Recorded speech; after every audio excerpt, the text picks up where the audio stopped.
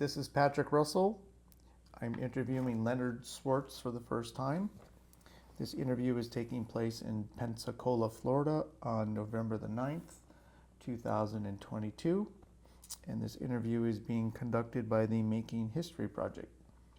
How are you doing today, Leonard? Very good. All right, good to see you. Let's first start with your birth date. When were you born? February 3rd, 1926, And where were you born? in Brooklyn, New York. All right, and how did you grow up in Brooklyn? Until I was almost 14. All right, what was it like growing up in Brooklyn at that time? Little rough. It was Depression time, and things were not too easy to come by.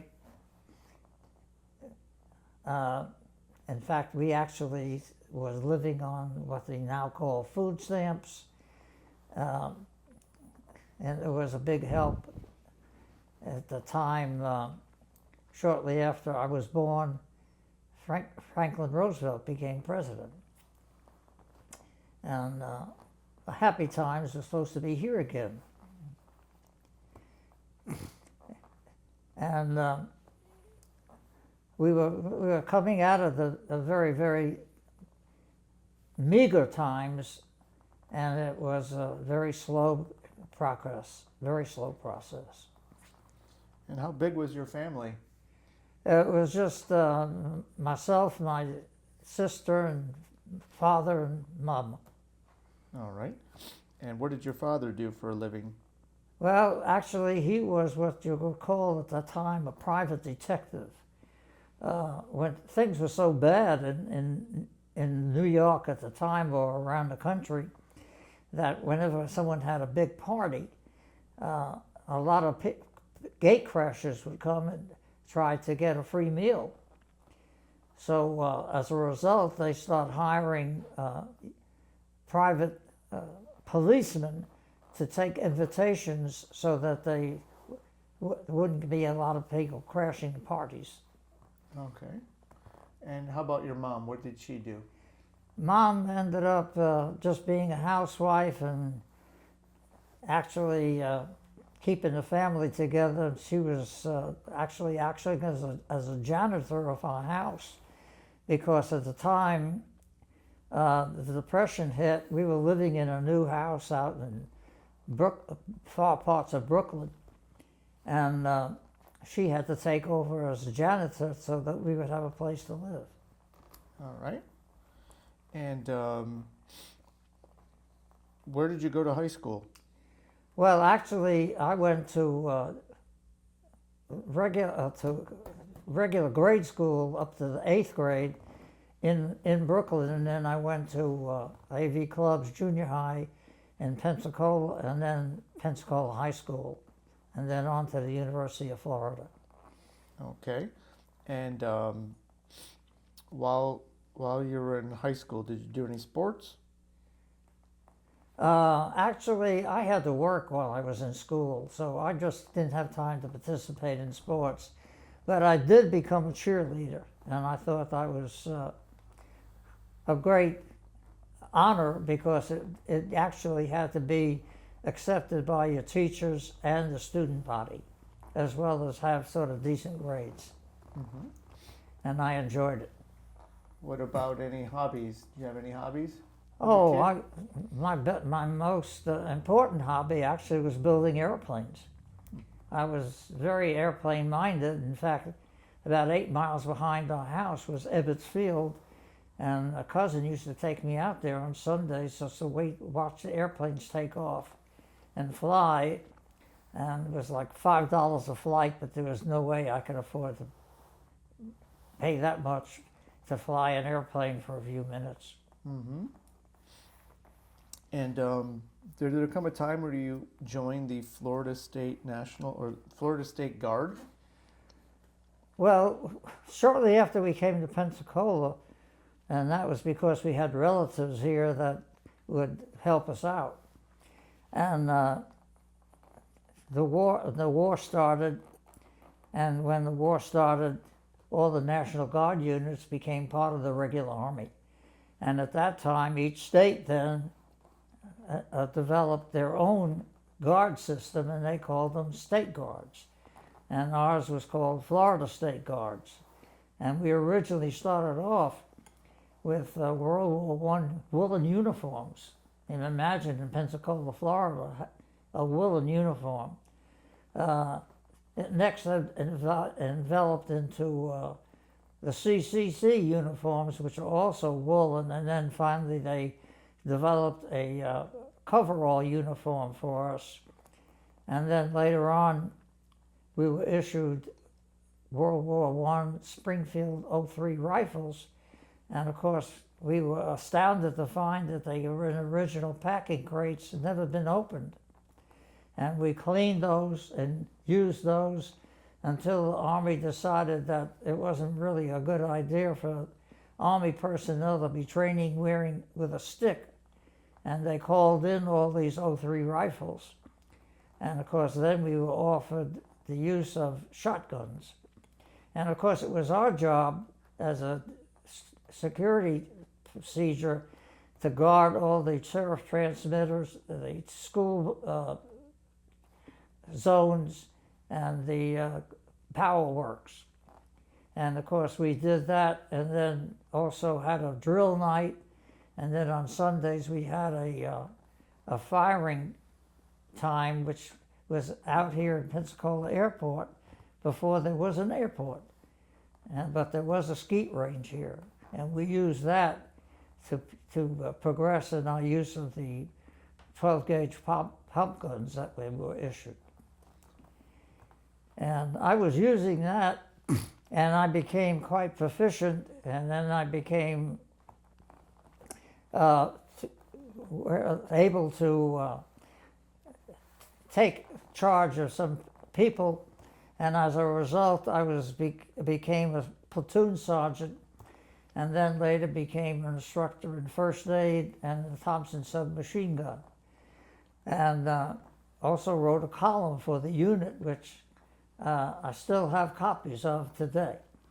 The unit stayed in force, and it wasn't until they found out that I was not 18 when I enlisted, and because they were in error themselves, they did not promote me to an officer, which I was entitled to at the time, and so I waited until it came time for me to become part of the regular Army or Navy. And at the time I was waiting to be called in the Navy cadet program or the Army Air Corps, which I had both academic clearance to.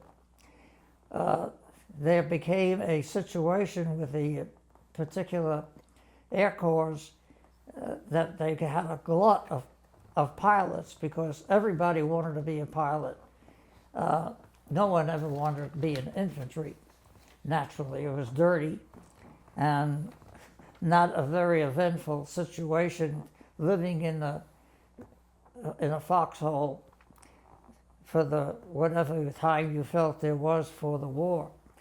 I also became so agitated that I found that the people that were going through the Air Corps programs were being transferred into the regular infantry. So I just didn't call or answer the call for me. My name was at the time I was supposed to go for Air Corps training. And in fact, I was still really pissed off about it. So one day I went over to the canteen and saw a jump sergeant there from the jump school that was nearby, and I said, I'd like to be in the Airborne. He said, is this when you already are in the normal Army now? this is when I was in the regular Army now. When did you join the normal regular Army? It was like October about 43, I think it was, something like that.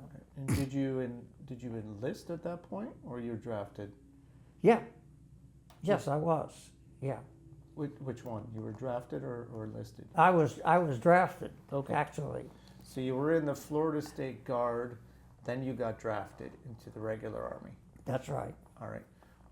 Before we go to Airborne, you went to basic training? Oh, yeah, I was in basic training. Where at the did you time. go? Where did you go to basic training? Oh, it was in Camp Landing, Florida. Okay. So you're Camp Landing, Florida. You are at that point, how old are you? 17? I was about almost 18, about 18. Yeah. All right. And how was basic training? It was, as basic training goes, and so much of it that I have had knowledge of from being in the State Guards. It was a lot of sort of repeat situations, except for not being at home, really. Okay. And so now you're at basic training, and then during basic training, you decide you want to join the Airborne? That's right. Tell me how that happened.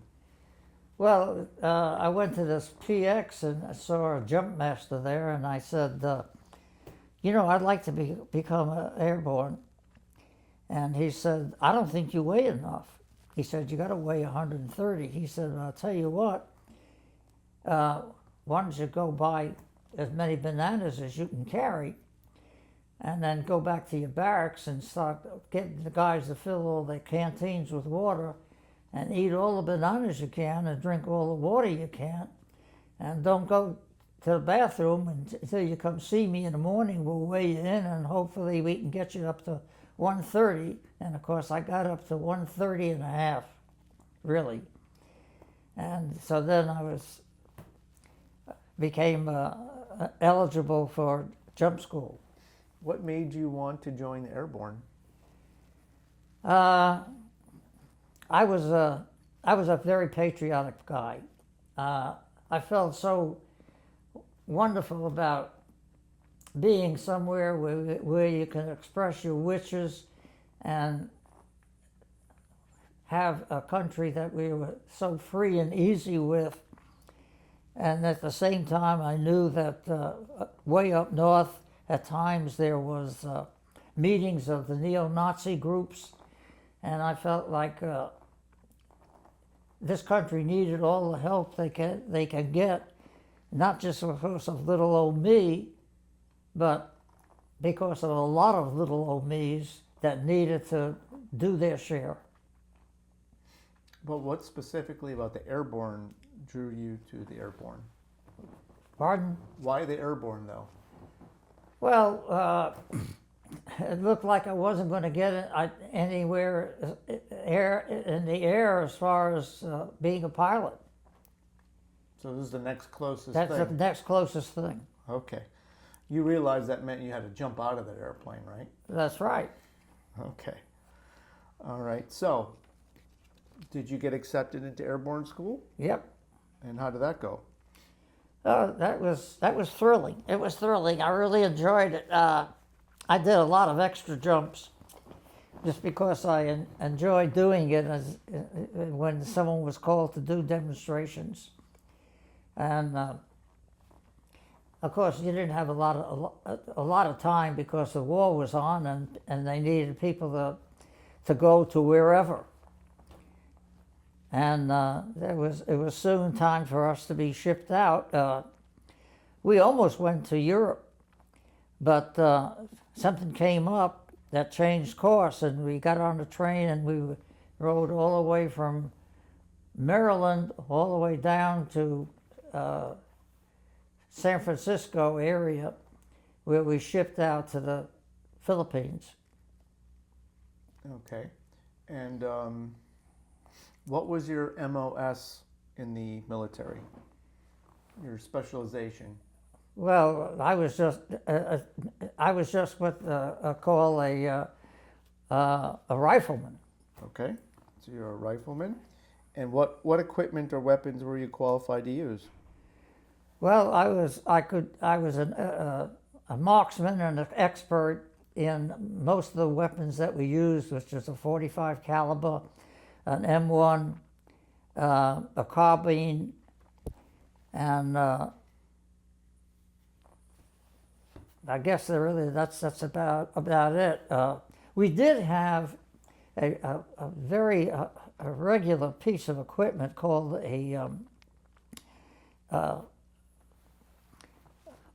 it looked like what they shoot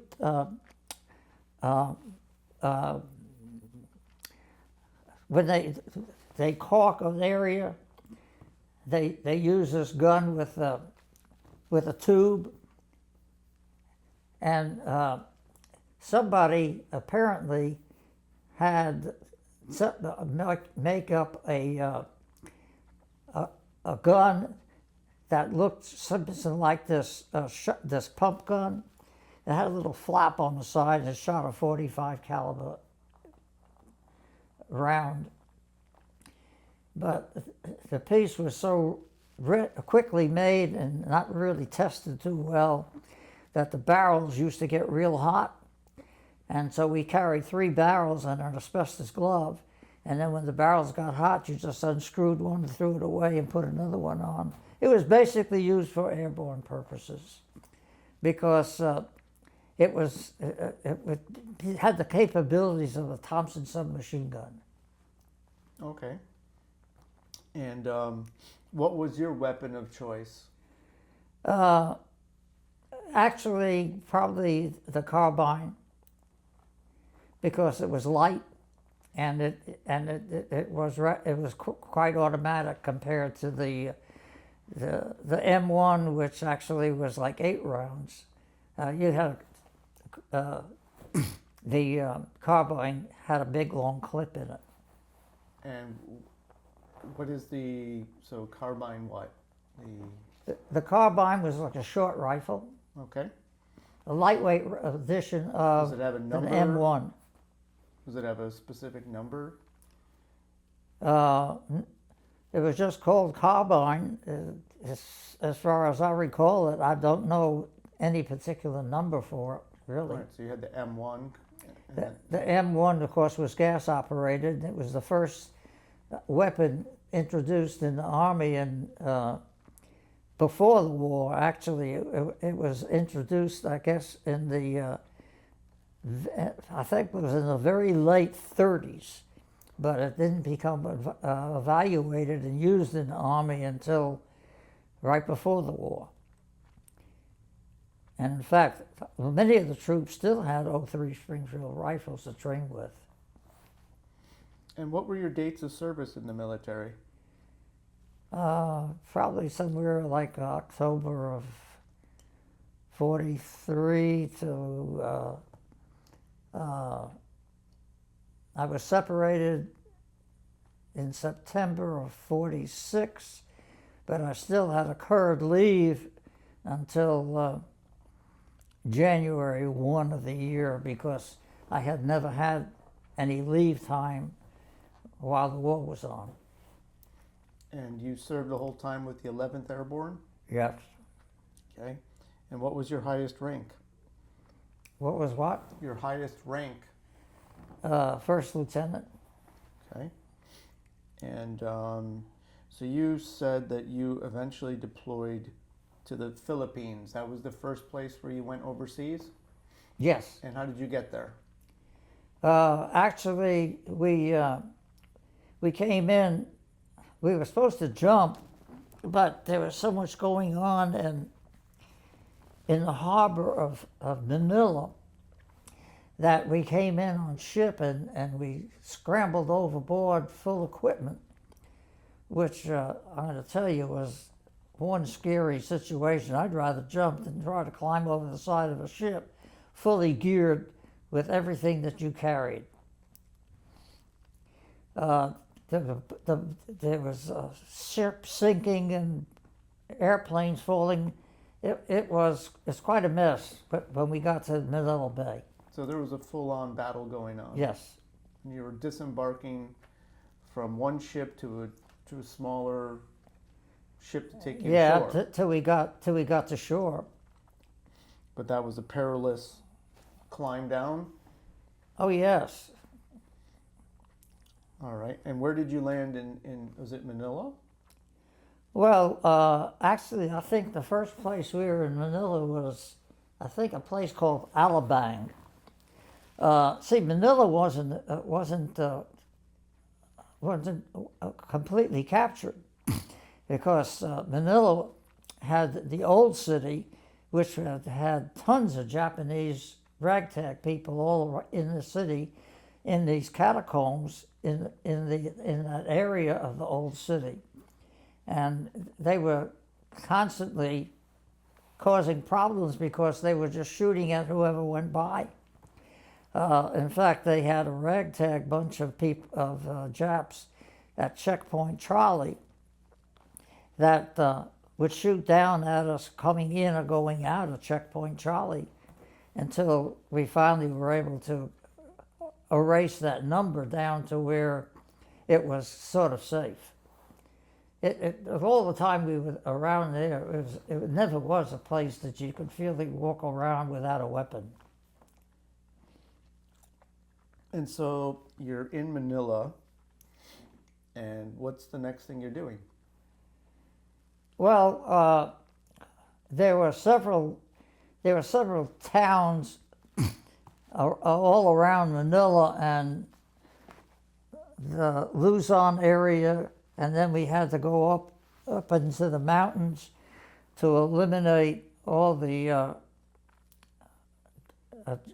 General Yamashita's army, and it was a lot of mopping up to do in those areas. The Japanese were very entrenched, and it wasn't easily found that you would run across any that you could really start eliminating, because you had to find them, and they were not. They definitely didn't want to give up. All right, and was this mostly jungle fighting? Well, let me tell you this. Every time we'd go up on a patrol, I'd hear headquarters say, "Swartz, take these guys back onto the west side." And I said, "We just left the west side." And they said, "Well, why don't you take them back to the west side and dig in?" And so we'd go to the west side, we'd dig in, and we'd sleep in these foxholes in wet fatigues. It was so unbearable. I had what we now call infantigo, it was jungle rot. It was from my neck, and it was like a scab, from here all the way down around my chest, all the way down to my navel. And I knew then why people joined the Navy. Okay. So tell me about the first time that you were involved in combat. What was that like? Actually, the first time I saw two Japanese faces on the other side of a palmetto bush, I could see the faces and a little hat and a red little star or something on their cap. And I don't know if they saw me, but I did see them. And it was just a flash, because I didn't even have time to take a shot at them. And that was my first encounter with the Japanese. It was a non-encounter, really. So what happened? They just disappeared. Okay. They disappeared, and apparently they were not with a large group, because we never could find any trace of the rest of the element. Apparently they might have been lost scouts, because, as I said, they were gone and that was it. Okay. And were you ever injured in combat? Yeah, we were on this patrol, and the last person in the patrol that was ahead of us apparently must have gotten frightened at being left behind, because instead of signaling, we had a whistle signal or a cough signal, and instead of coughing or whistling and letting me know what was going on, he just took off. When we got down to this trail, we were down at this trail, and a sergeant said, well, so which way are we going? And I said, well, it looked like these Japanese people have these little leather, canvas and leather tennis shoes, and their feet are small. The GIs have big feet with combat boots. I choose for us to go this way. And as we started off down that way, a sniper jumped out of, or didn't jump out, but a sniper shot at me while I was scratching my head, and went right through my hand. It's not too good a shape now, but I do have it, and it didn't. Fortunately, it didn't get in my head.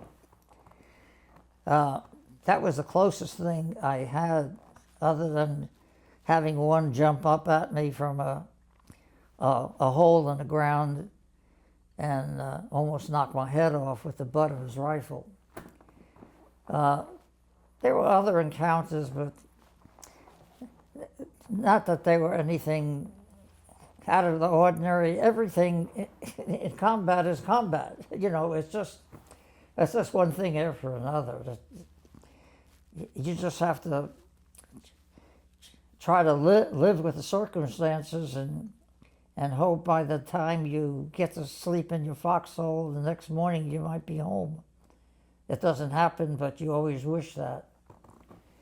And that just went on and on until that day that we had just come back from a mission of going after General Yamashita's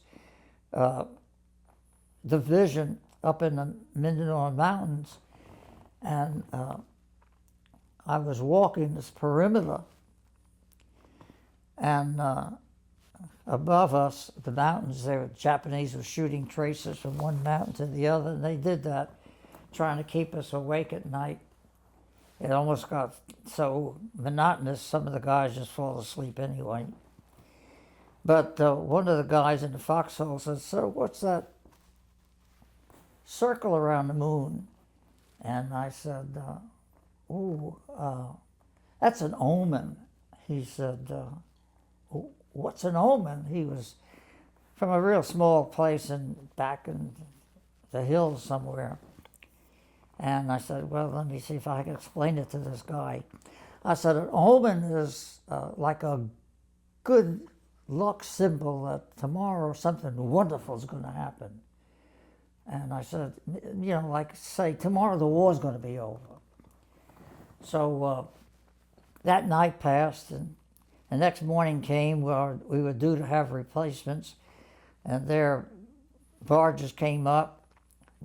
We exchanged the places on the barge for the places on the beach, and we got to the middle of this bay, and we were hearing these shots.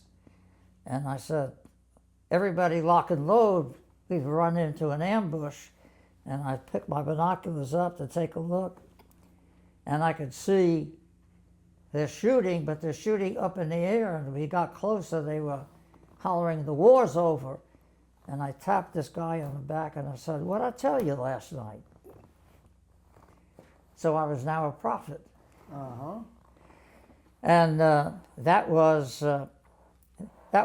when these people heard that they dropped the atomic bomb, and that Japan had issued an injunction, they called the states, for the war to be over. And that of course, that was it. We knew that we didn't have to pay attention to the fact that when we had been in rest camp, our CO told us that we were due to land in Japan in the invasion in the number 3 group. And that would be a little tough when you're dropping parachutes into an enemy area where they knew that this is their last chance to stay alive. And as a result, he said, you know, we're going to have 85% dead and wounded. So I want all you JOMOs to go back to your tent and write yourself a will and gather up any warm souvenirs you have, pack them up in a good strong box, and the government will send them home for you. But I want you to be sure and write that will, because we don't want to have dead bodies and we don't know where the hell to send them because their dog tags are missing. And of course that eye-opener stayed with us all the time, and especially during that day when the guy said, the war's over. I mean, you couldn't have a happier bunch than was on that barge. I mean, they were shaking and rocking until I thought the thing was going to swamp. Mm-hmm. And prior to that, how often had you been in combat in consecutive days out in the jungle? Is it every day? Well, actually, you take runs, you know, if you had like about an 8-day patrol, and if you weren't too far from rest camp, of course, you'd get back to rest camp and you might be there a couple of weeks. There were some times where you just happened to get stuck, where, you know, they couldn't send replacement for you right away. And of course, at that, you might be stuck maybe for 2 weeks. And the islands, you know, the islands were coral. And when it rained, it was just like ice. You could slip on that stuff and break a leg just in a snap. And when it didn't rain, it was like rock. In order to dig a latrine, you had to use dynamite. You couldn't dig.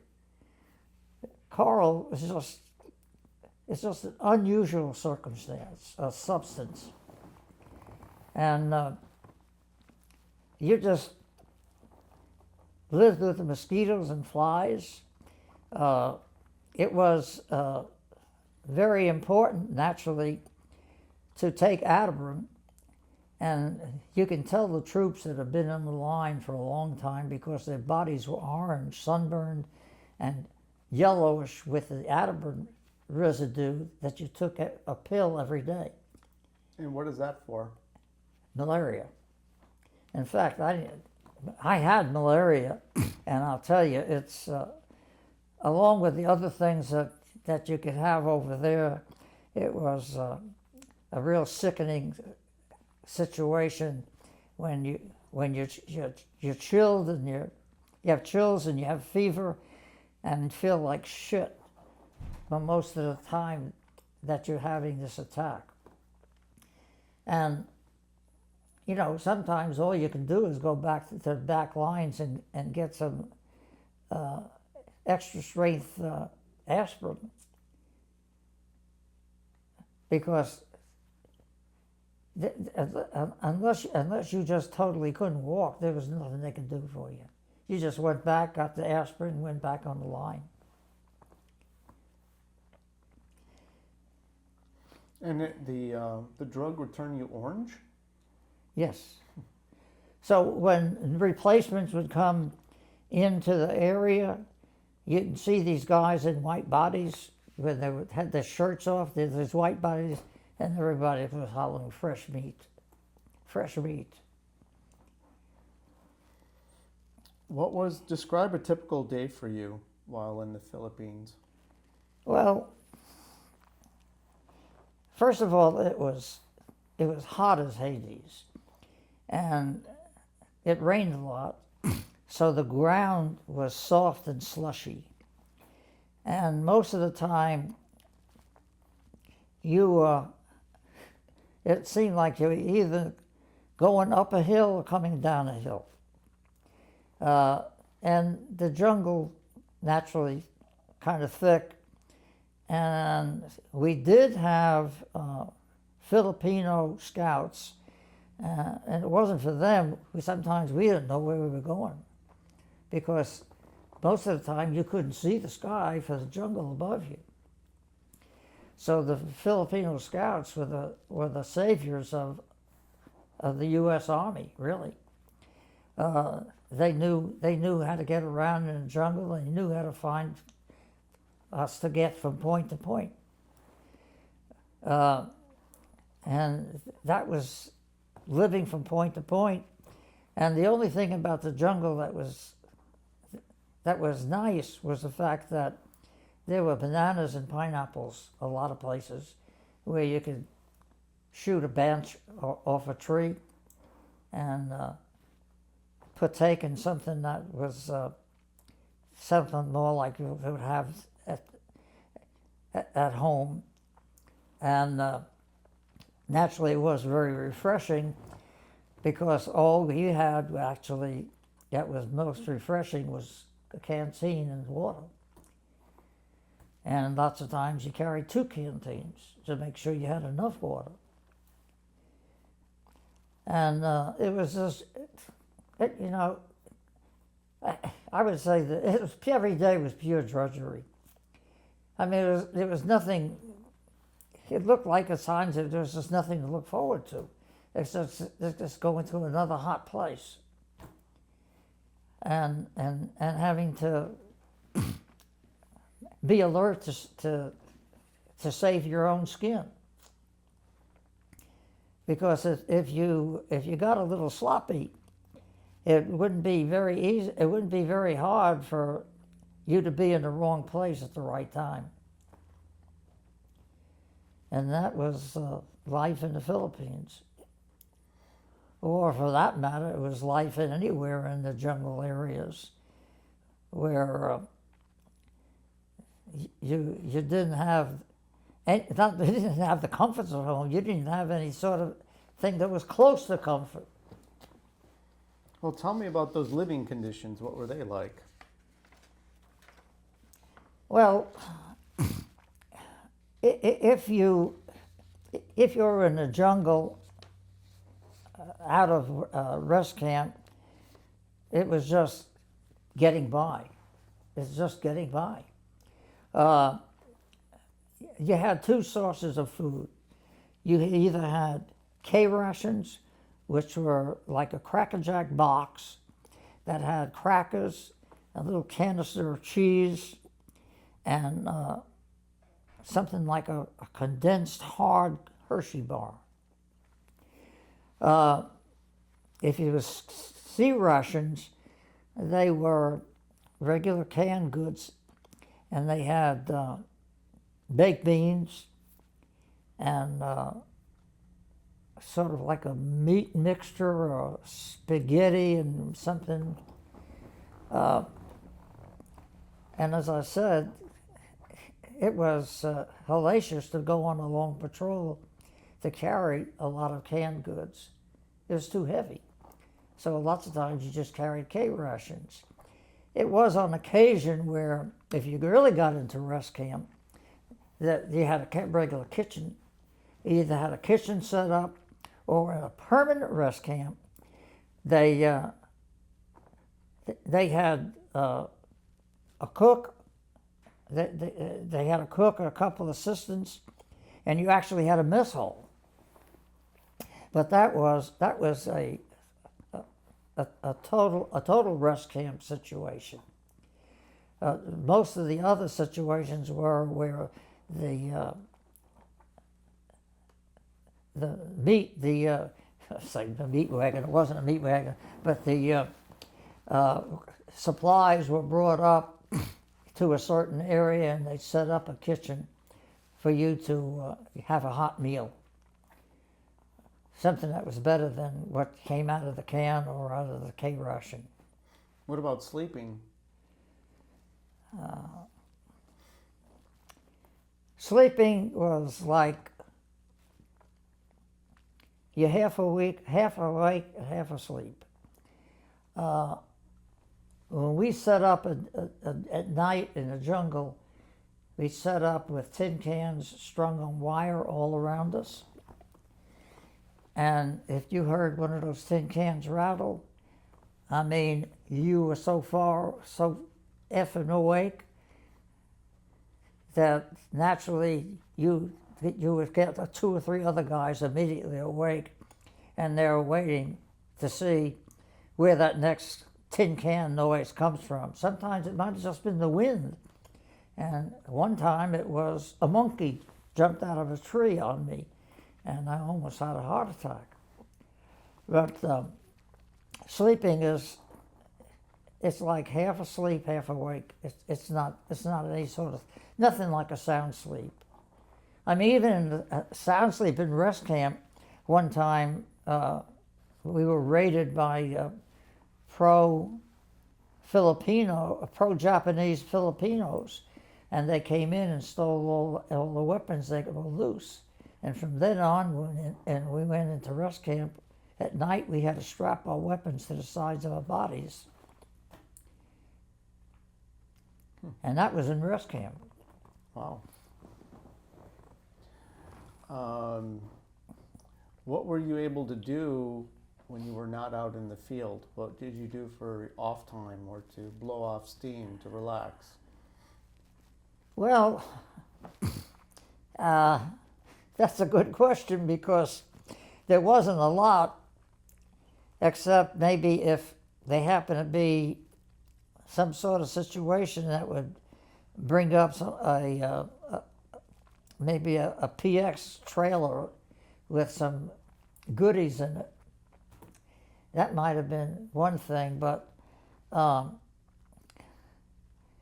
even when in rest camp, there wasn't much. Sometimes they'd have something like a basketball court set up. In a real big rest camp, they would have a USO show. But you had to be in a real big rest camp to get a USO show.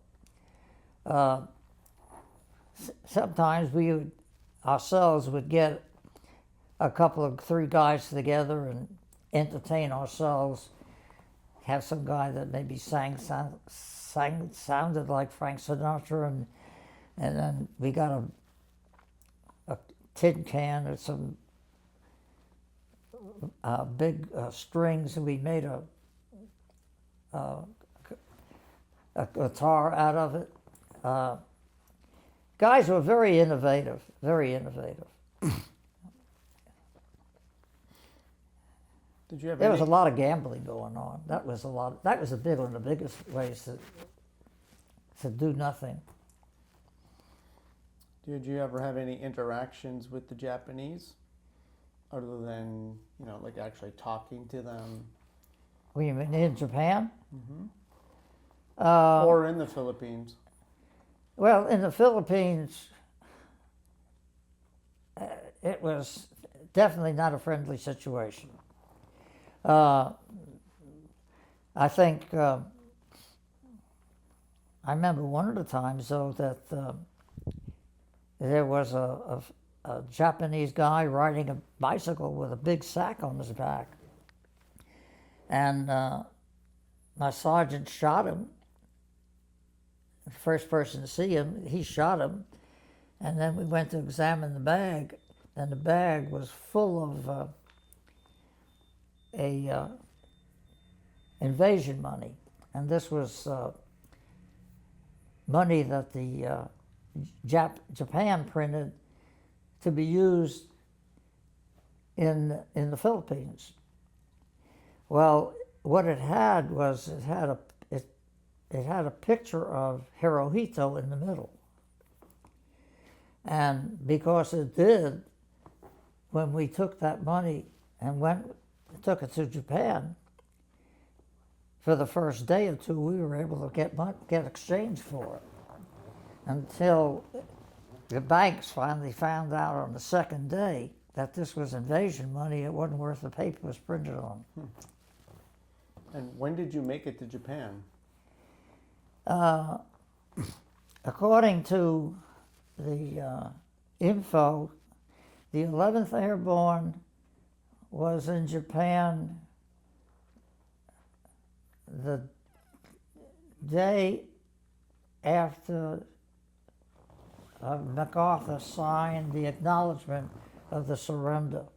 Not the surrender, but the acknowledgement of the request for it. And there were, I think there were, I don't know, 4,200 or 1,000 of us that made it to Japan.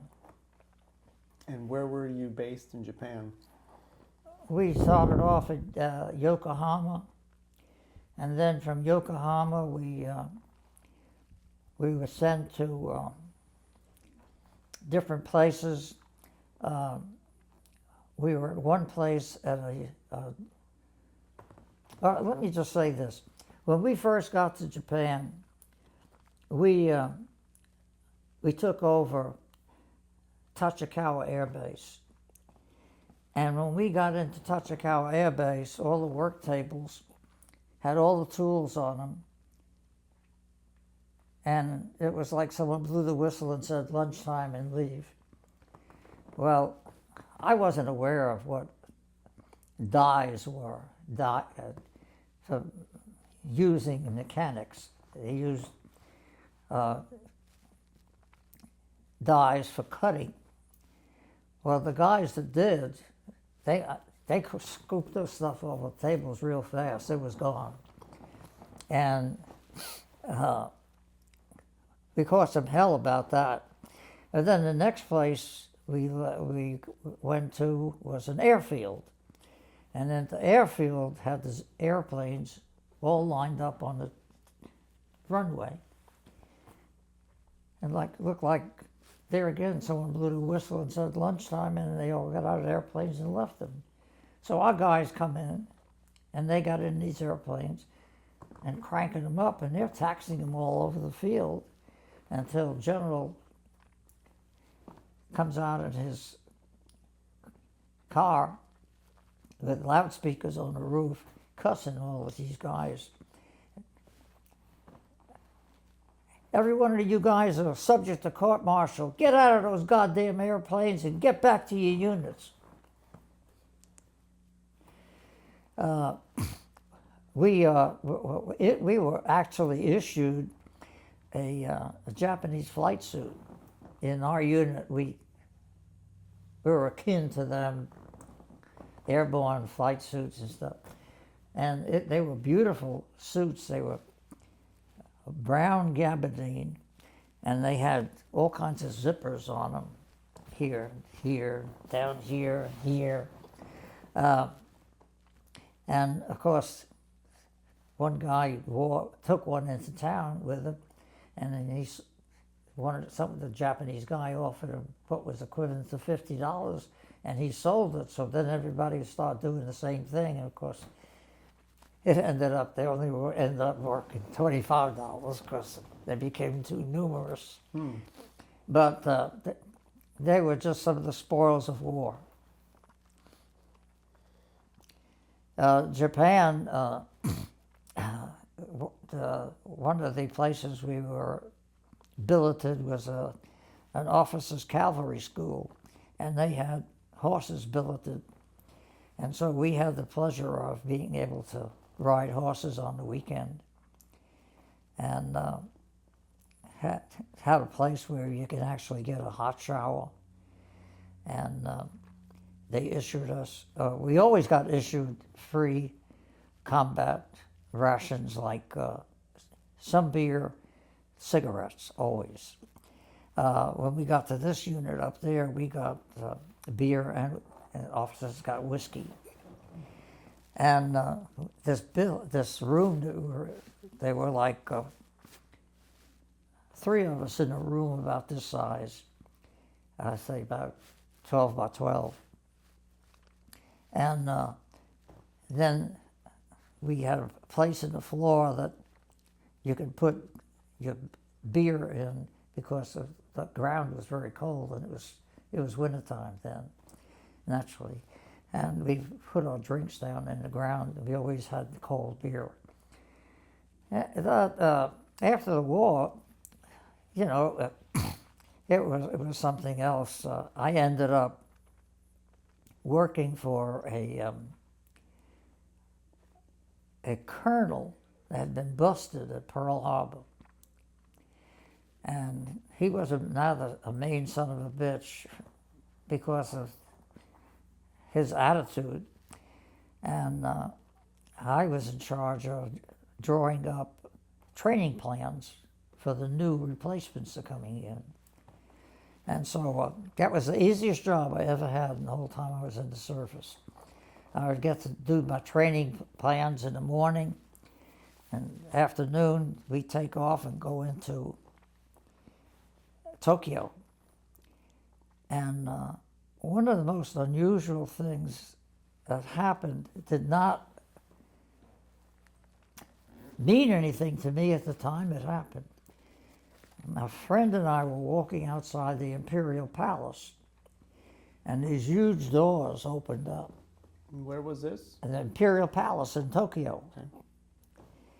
And these doors opened, out come this chauffeur-driven limousine with no roof for the driver. Inside we see a man in looked like a stuffed white shirt or something, silk hat, and a woman next to him with a great big white flower of some sort. He saw us, and he tipped his hat. And so we saluted. Now that was way back in, what's this, 46? Yeah, it was 46 already. Not too long ago, I saw a show on TV, and the show was about Douglas MacArthur and some of the things he did and didn't do right. When he got to Japan, he was supposed to go see the emperor so that they could get a sort of working relationship and have things run smoothly. Because, see, there were a lot of communists in Japan, and we had communist uprisings there, but they didn't know it because we didn't have TV. But they come storming down Rizal Avenue in the middle of the day, hollering banzai with the big flags. Well, anyway, he never would go see the emperor. And the emperor, valet or whatever the hell he was, in this movie says, nobody touches the emperor and the emperor doesn't go see anybody. So this was a standoff. Well, now I'm thinking back at the day I was standing outside the palace and the doors open and his car comes out with the emperor and his wife. And in the movie, it shows the emperor having to go see MacArthur. And we saw him leaving the palace. Mm-hmm. But there we didn't know about it until this movie came out. I don't know, I saw about a year or two ago about this incident. Okay. What was your proudest moment while in the military? Well, naturally, I'd have to say when they said the war's over. Yeah. That's when Nothing could beat that. I don't care what it is. Did you receive any awards or medals for your service? Oh, yeah. I received the Purple Heart, the Bronze Star, and the Presidential Unit Citation, the Filipino Presidential Liberation Presentation, and then all the citations that go with the yellow ribbon of the South Pacific, and every combat time you served, you got a star. And then there were naturally all these other some I call almost automatic ribbons that you have, and I don't know, I might have had 6 rows of ribbons. Have you heard the phrase "war is hell"? We said it all every day. Okay. Do you agree with that phrase? Absolutely. How so? Well, you know, when you get down to it, it's certainly a lot better if you could talk the adversary out of a war than having to fight him. Because, first of all, a war does nothing but disfigure people and all the wonderful things in the world. I mean, that's to put it in a nutshell. I mean, on the other hand, let's face it, every very wealthy conglomerate or family that made equipment or whatever, or saw directions turned for them in the right way, made millions of money, millions of dollars on the lives of the people who lost their lives. War will never, never, ever prove anything. It may stop something like, we'll say, Hitler, but it never, never, ever made anything better for anybody, because both sides end up being brutally wounded physically and mentally.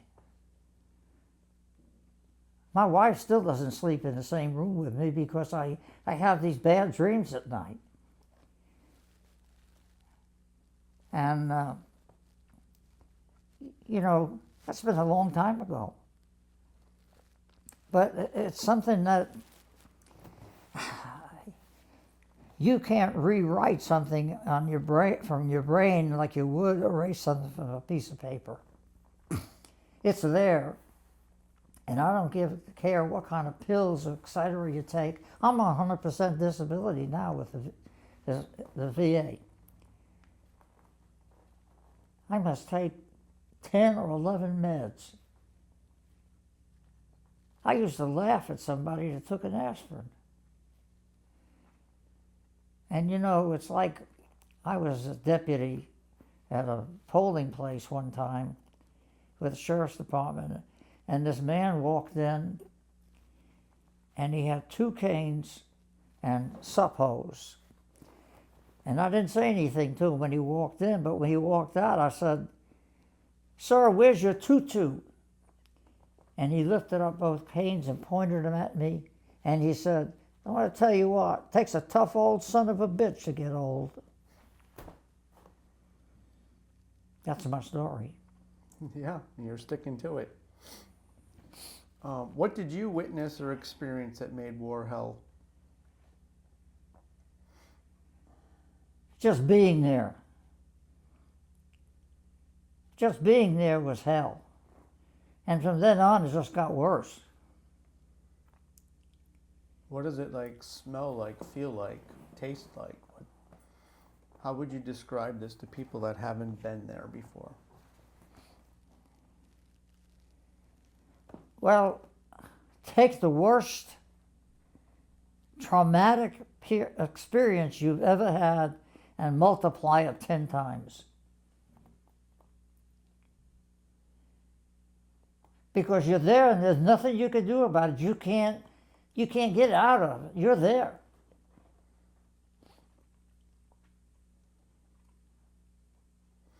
And does your experience from World War II still affect you today? You know, just as I mentioned, yes, it does. And I just don't have a good night's sleep. besides that, is there other things that bother you? I mean, do you have aversions to loud noises? Do you scan rooms looking for things? Well, loud, like explosions of type, they do bother me. I'll tell you, what's bothering me is the way that people are treating patriotism. That's what bothers me. People that don't understand how really well off we have in this country and how to enjoy it, as opposed to trying to make a mockery of the democracy.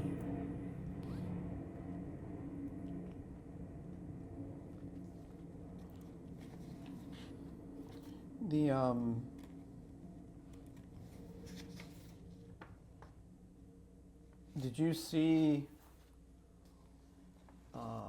buddies get hurt, wounded, or even killed? Say that again? Did you see any of your buddies, squad mates, get hurt, killed while in combat? You know, unfortunately, all the guys that I served with were from the northern part of the United States. I just don't even have any contact with them. I mean, it's too bad, but I don't. I have camaraderie with people who have served in other conflicts.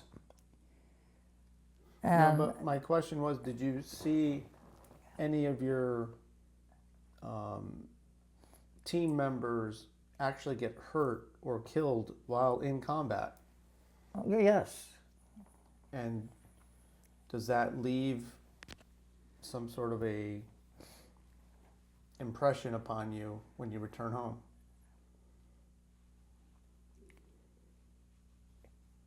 it's very saddening, and especially so when someone blows taps, and you think about the guys that didn't make it. And it's especially saddening when you think about those guys that didn't make it, whose lives now seem to be wasted because of the way people are treating what is supposed to be a wonderful democracy today. That hurts. I mean, all the time that I have actually spent, not like it hasn't been other people doing the same thing, but I feel like the time that I spent in service to my country and loving my country, I feel like the other people are depleting everything that we that have served and are willing to serve. It's a mockery of good intentions.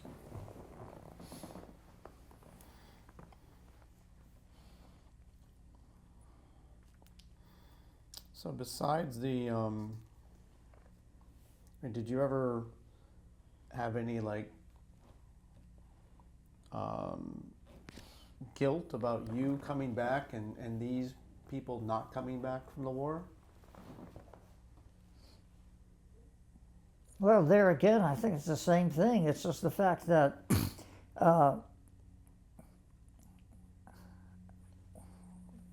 did they die in vain?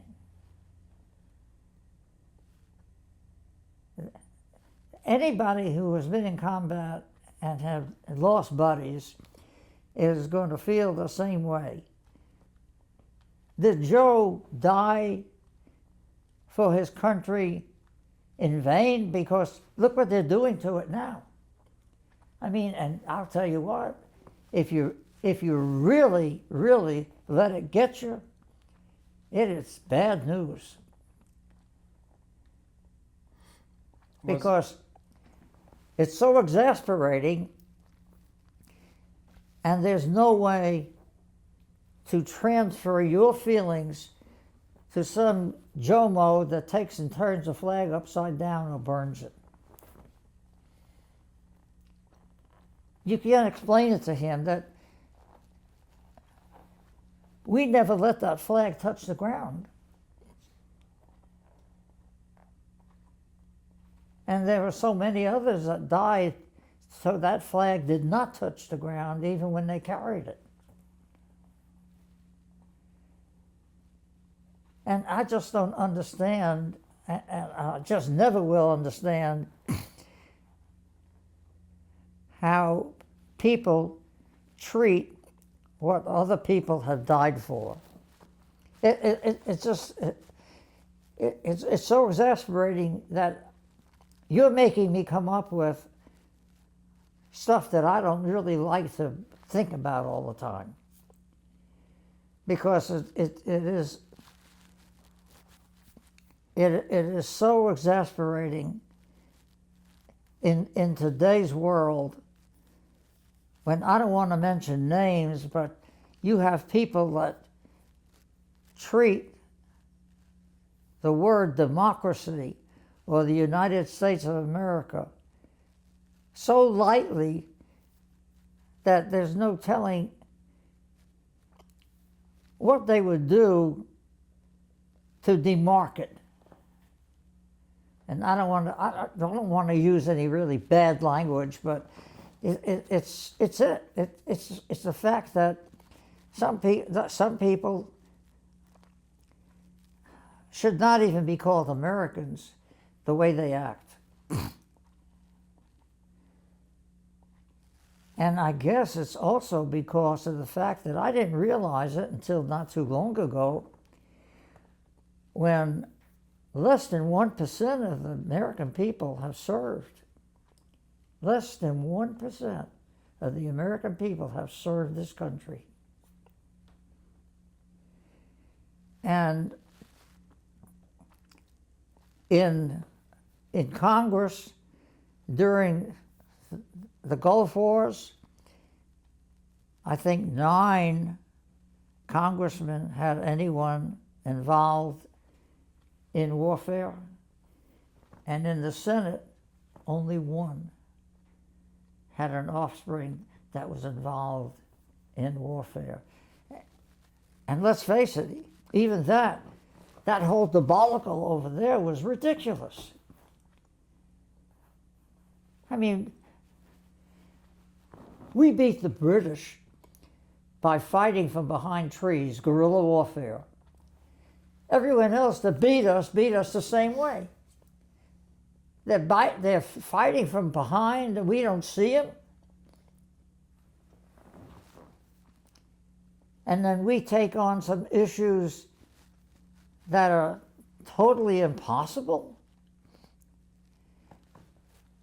We had officers in Afghanistan and where else with cash money in their musette bags hanging on their backs, and they gave those to the tribal leaders so that they would ease off. The tribal leaders gave them to the enemy. I mean, cash money.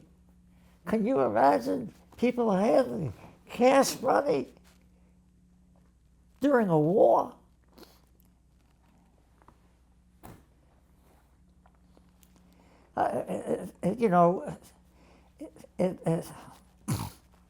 It's just unbelievable of how lightly people handle this thing of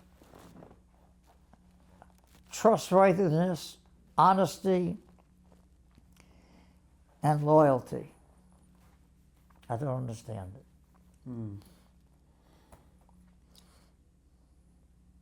What did you do when you returned home? from Japan? I went to school for some time and then ended up in the shoe business because that's what I had exposure to before I went in the service in the first place. And I developed a feeling for fashion, and I wanted to supply fashion to the young people. Like the young people wanted to put on one of the mom's high heel shoes and they couldn't stand it, they'd fall over. I got with the president of our company and said, hey Joe, listen, here's what we need to do. We need to make this beautiful fashion pump with a tiny little heel that a young person can wear. And it really went over. It went over tremendously. And in fact, he used to call me every Christmas and find out, said, how is this going? How is this style going? How is that? And this is a little guy here in Pensacola, Florida, that is giving someone up in the Northeast, where at the time most of all the shoes were being made. And it wasn't until someone started importing some leather shoes from Italy and Spain that I got the hook of it, and I was always had to open to buy, so I could be able to buy these new things that came in at the end of the season where everyone else had bought up, and then presented this to the young people. And then in addition to that, I ended up in cahoots with one of the people like, let's say Kenny Cole's father, Charlie Cole, because he showed me a leather dress. And he said, what do you think? And I said, we're going to add ladies' clothes to our shoe operation. That's great, we'll buy it. And we ended up actually with 4 stores selling high-styled merchandise in a rather medium price. And today, even after being out of business for 30 years, we still have women, older women, who say, my mom used to take me into one of your stores at the malls, and I remember this style or that style or whatever. And it was just one of those things, you know. I would have the buyers of some of the department stores follow me at market to see where I was sniffing out new models of things, because if it was new, I wanted it. I wanted it to be presented to the people in this area, and it worked out well. I didn't become a millionaire, but it just got to the point where when the big manufacturers offered me an opportunity to open up all along the coast, my wife said, if you do that, we don't have a family. And so I said to them, no thanks. I just stayed right here, and then eventually retired, and then spent 30 years in giving like to the long-term care deal, being an ombudsman, working with the sheriff's department, working with the SCORE program, helping young people try to open a business, getting business venture money from the Small Business Administration through the through the University of Northwest Florida, working with young people and trying to get them scholarship money through what we started in downtown Rotary in the scholarship program. And eventually it got too big for us, and we started matching it with the state. And now that program went from $386,000 and it became now something in the millions. And there are 12 Bless you. excuse me, there are 12 scholarships being presented at the University of University of Northwest Florida and Florida State College through what was started as a scholarship program from Downtown Rotary. And I'm happy that we have children that can participate in that with as expensive as college education is today. Mm-hmm. Very good. Is there anything you would like to add that I did not ask you? No. All right. How about this? Is there anything you would like to tell future generations?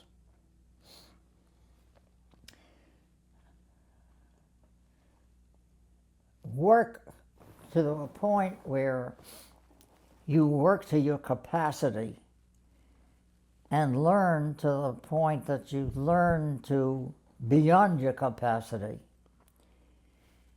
And respect, even if it's a stick. There's respect due to everything and everyone. And as long as we have respect for ourselves and other people, we'll certainly make it a better place to live. That sounds like wise advice, Leonard. Well, I want to thank you so much for spending the time with me today and sharing your story. And I want to thank you for all that you have done for our country. You're quite welcome, I think.